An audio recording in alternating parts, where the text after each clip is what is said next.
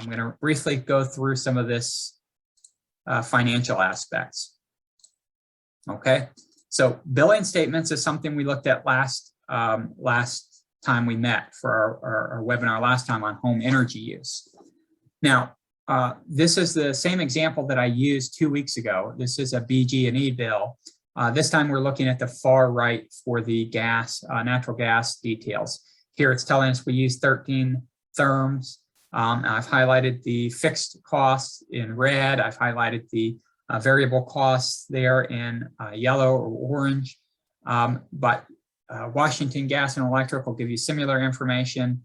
They have the historical chart there at the top, so you can see your energy use over the months. Of course, the winter season, this example is using more therms, more natural gas in the winter for heating. Presumably, they still have a stove or water heater or something else that's their baseline throughout the year. But another piece of this is the fuel sources. Again, we live in a deregulated state in Maryland. So just like we looked at with electric choices, we can visit gas choices, and we can get our supply of gas from various retailers. And so if you visit this mdenergychoice.com, you can select the gas choice and see gas rates for different suppliers. The company that delivers your energy, if you're in the BG&E district or region, then BG&E will deliver it, but you can still select different rates from suppliers, and just be aware of rate changes as they go on, and be extra cautious with any contract that you sign and the terms of that contract. Don't sign anything without thoroughly understanding it, and keep the rate changes in mind to make sure that you're actually saving money if that's one of your goals.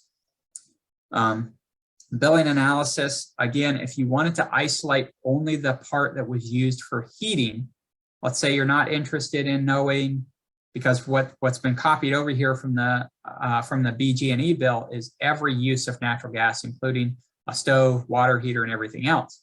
Now, if we want to know only what's been used for heating, we'll pull out the lowest 3 months, which are the summer months. In this case, I highlighted May, June, and September as the lowest months of the year. And in the summer months, you're not going to be running your heating system.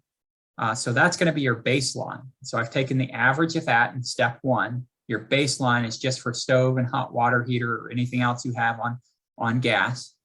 You can average that over the whole year. So step 2, I took that baseline multiplied by 12. So that's how many therms I'm using for the stove and other appliances throughout the year.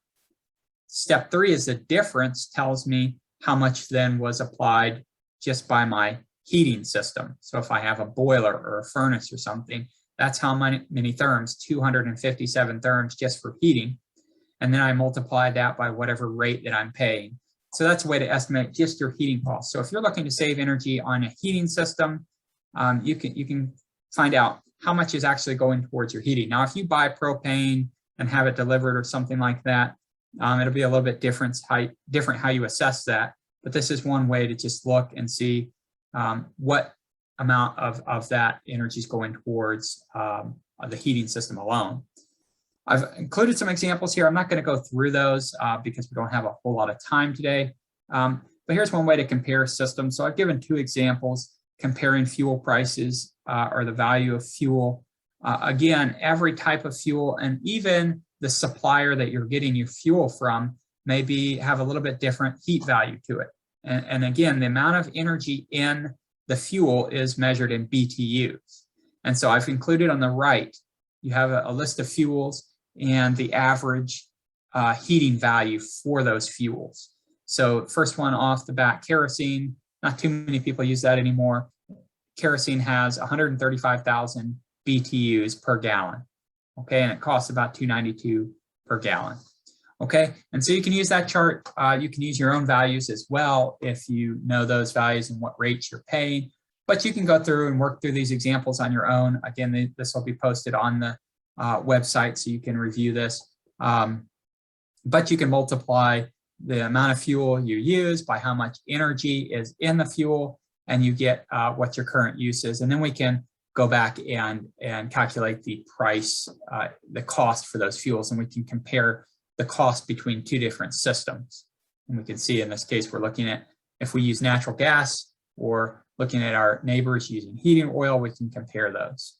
So again, that's just one example. Now, we talked about this last time. There's a lot of rebates, discounts, incentives available, a smart thermostat, and you can check with your own provider. What I shared here is for Potomac Edison, but most of the utilities in the state of Maryland facilitate the Empower Maryland program.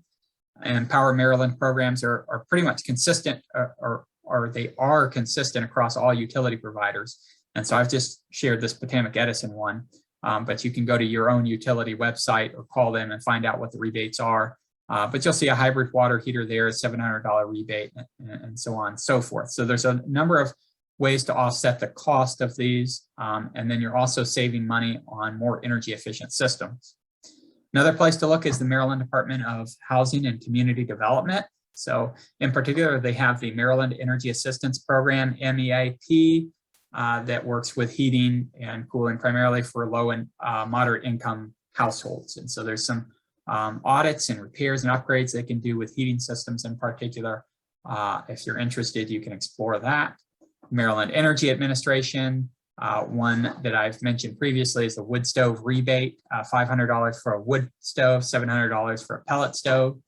And they have other programs on there as well that you can check. And so those change from time to time. So keep an eye on that, Maryland Energy Administration. And you can also look at some of the federal tax credits, and those are always changing, but you can check for solar, water heating, and other systems there for the tax credits. So you could look at EnergyStar.gov as one location that has a good presentation of that information.